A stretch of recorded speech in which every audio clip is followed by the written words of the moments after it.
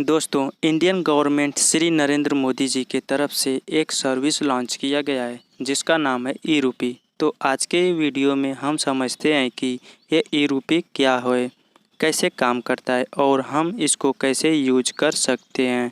दोस्तों, ई-रूपी के बारे में मैं बताऊं इससे पहले मैं आपको बता देता हूं कि ई-रूपी किसने बनाया है। ई-रूपी को एनपीसीआई ने बनाया है, जो कि यूपीआई को भी बनाया था। अब आप ये सोचेंगे कि एनपीसीआई क्या होता है। तो दोस्तों, एनपीसीआई का फुल फॉर्म होता है national payment corporation of India. तो इसको मैं बता देता हूँ कि कब कब लॉन्च हुआ। ई-रूपी जो है वो अभी 2 अगस्त 2021 को लॉन्च हुआ है और यूपीआई जो है वो बहुत पहले से ही चल रहा है। ये लगभग 11 अप्रैल 2016 को ही लॉन्च हुआ था।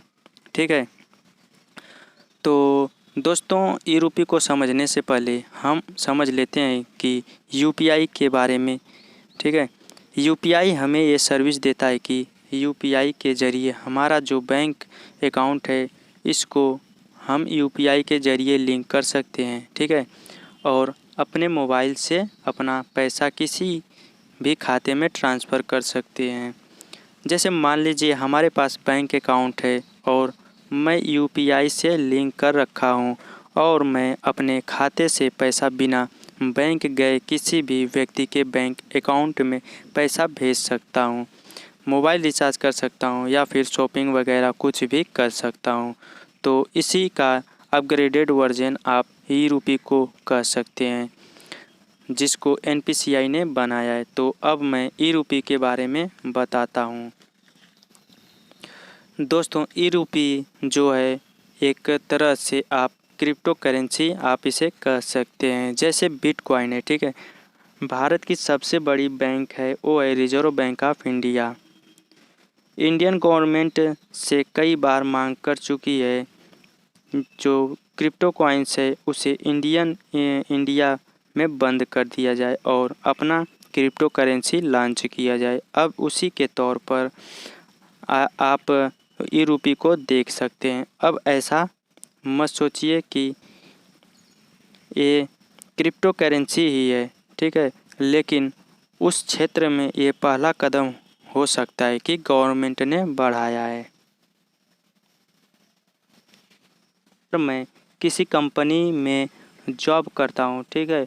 और मेरे कंपनी ने खुश होकर मुझे 1000 रुपये ई-रूपी देते हैं, 1000 रुपये का ई-रूपी देते हैं। ठीक है। और कहते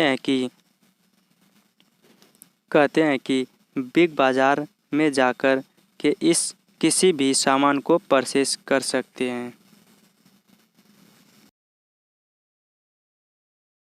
तो दोस्तों, ये ई-रूपी होगा ये कि मैं बिग बाज़ार में ही इसे शॉपिंग कर सकता हूँ, इसके अलावा और कहीं मैं शॉपिंग नहीं कर सकता हूँ।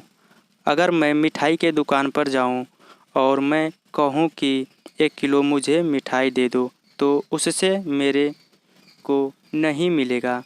मैं उसे सिर्फ बिग बाज़ार में ही यूज कर सकता हूँ। ठीक है।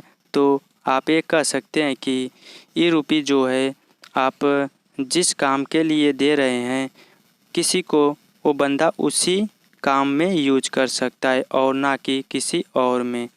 अब आप सोचेंगे ऐसा क्यों, मेरे को कोई दूसरा काम करना हो तो मैं दूसरा काम करूँगा।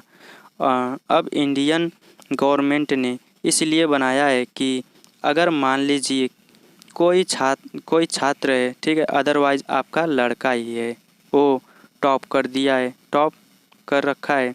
तो अब इंडियन गवर्नमेंट ये कहती है कि मैं उसे 40,000 रुपये ई-रूपी के तौर पर देता हूँ। इस स्कूल में आप एडमिशन अपने बच्चे का करवा सकती हैं। तो नहीं, जैसे कुछ लोग उस पैसे को खा जाते हैं, दारू पी जाते हैं। ठीक है।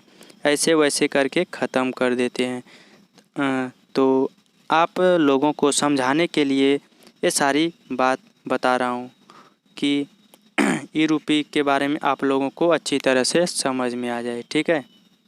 आप इस तरीके से समझ सकते हैं कि इंडियन गवर्नमेंट ने मेरे को 50,000 रुपये दिया है कि आप अपने बच्चे का एडमिशन इस स्कूल में करवा सकते हैं। ठीक है, अब हमारे घर का स्थिति ठीक नहीं है और खाने से भी लाचार हैं, तो हम क्या करते हैं कि उस पैसे को हम खा जाते हैं। ठीक है, हम इधर उधर में लगा देते हैं और हमारा जो लड़का है वो उसका एडमिशन अच्छे स्कूल में नहीं हो पाता है।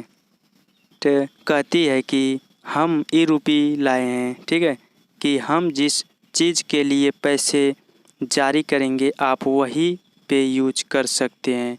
अब दोस्तों ऐसा नहीं है कि आपका लड़का पढ़ने वाला नहीं है और आप पढ़ाना नहीं चाहते हैं तो वो पैसा बेकार जाएगा, तो वो बेकार नहीं जाएगा। ये पैसा आप बैंक में भी जाके आप अपना इंडियन गवर्नमेंट में आप कन्वर्ट करा सकते हैं। अब इसको ई-रूपी को एक्सेप्ट करने के लिए 8 बैंक हैं। ठीक है, इंडिया के अंदर जो ई-रूपी को सपोर्ट करते हैं, इंडियन ई-रूपी को कन्वर्ट करते हैं। ठीक है, अब जैसे मान लीजिए कि मेरे कंपनी के सेठ ने मुझ पर खुश होकर मुझे 1,000 रुपये दिए, तो उसको मैं चाहूँ तो बैंक में भी जाके कन्वर्ट करा सकता हूँ। वरना अगर वो बिग बाज़ार या फिर किसी होटल के लिए दिए हैं, ठीक है, तो मैं वहीं पे यूज कर सकता हूँ, दूसरे जगह यूज नहीं कर सकता हूँ। तो दोस्तों ये है ई-रूपी। दोस्तों हम समझते हैं कि ई-रूपी जैसे होगा क्या। ठीक है, अगर दोस्तों जैसे आप नोट देखते हैं 10 रुपये, 20 रुपये, 50 रुपये या फिर 100 रुपये, ऐसे नहीं होगा ये ई-रूपी। ठीक है, ई-रूपी एक ऐसा चीज़ होगा जो हमें दिखेगा नहीं, ये ऑनलाइन ही रहेगा। जैसे मान लीजिए कि ई-रूपी मैं आपको देता हूँ, वो मैं आपको SMS के द्वारा दे सकता हूँ या फिर इसके अलावा QR कोड के माध्यम से भी मैं आपको दे सकता हूँ। आपको कहूँ कि आप होटल में जाओ और खाना लेकर खा सकते हो, तो आप वहीं पर यूज कर सकते हो। इसके अलावा आप कहीं पर भी यूज नहीं कर पाएंगे। ये है ई-रूपी। अब दोस्तों जैसे मानते हैं कि UPI का, जैसे मैं अपना बैंक UPI से कनेक्ट करके मैं अपना पैसा कहीं पर भेज सकता हूँ, तो ई-रूपी क्या है। ठीक है, ये SMS के ज़रिए QR कोड के ज़रिए मैं किसी को भी दे सकता हूँ। तो किसी के पास कीपैड वाला फ़ोन है तो आप सोचेंगे कि कीपैड में कैसे होगा।